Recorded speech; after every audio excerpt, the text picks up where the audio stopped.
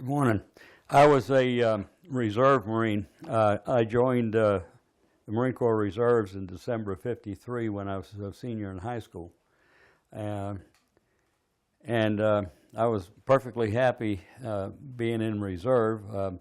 I thought I might have got called up to active duty in '56 when the Marines first landed in Lebanon, but that turned out to be a cakewalk.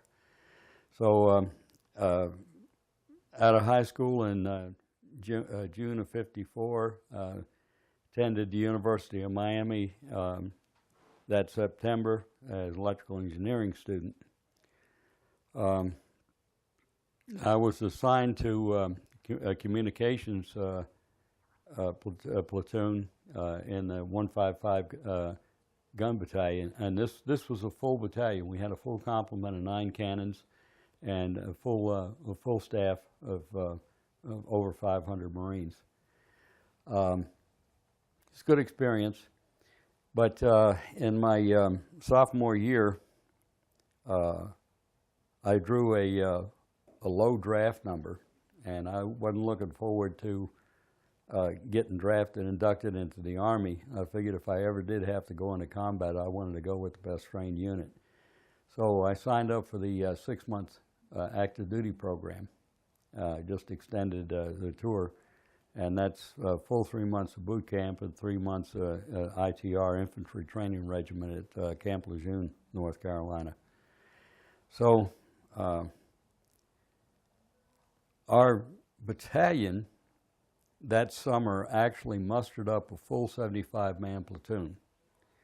So there was 75 of us out of that same battalion that went to boot camp at the same time. So we're getting loaded on the buses, and there was one other corporal, but I was senior, so Kirkpatrick, you're in charge of this detail till you get there. So I guess on the bus I was responsible for keeping them running the bus off the road.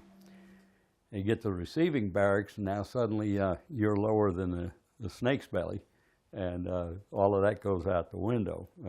I really didn't want the DIs to know that I was an NCO, but of course they had all of the records, the service records.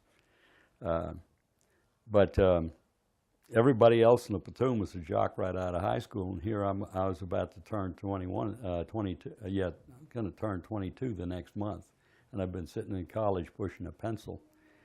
So the PT, the physical training that we went through, kicked my tail, keeping up with those young kids. But I never failed a strength test, so we kept going, and did fairly well with the pugil sticks, did well on the rifle range, because I'd had a couple of summer camps with the M1. But not a lot to tell about boot camp. My oldest son joined the Marines, and he watched the Full Metal Jacket and the DI and came to me the next day and said, "Dad, was there anything you enjoyed in boot camp?" Well, son, it's a little late to ask me now, but other than the day I got out, and it was just a 5-mile run, because we had a 5-mile run with light packs on. Of course, we're wearing the old leather boondockers. And after they allowed us to break ranks, I moved up in the front little pack, because I'd run cross-country in high school. And we got about a half mile from the objective, and I started kicking, and this young buck sergeant, about 6'4", he's taken 3 strides to my 5.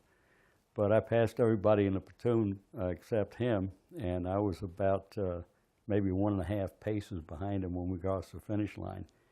He was dying. He wanted to just flake out, but he didn't dare, because the senior DI had been all over him. He disappeared for full 3 days. 3 work days, he was gone.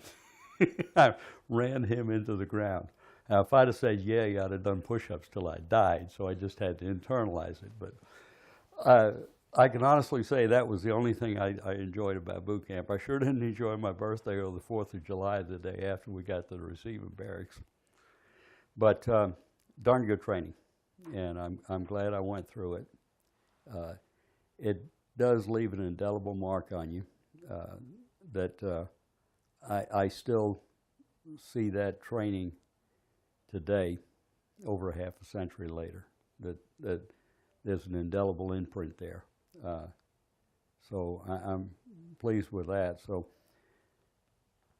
the day we graduated and we get on the bus, all of a sudden I'm not a grunt anymore. I'm in charge of the detail.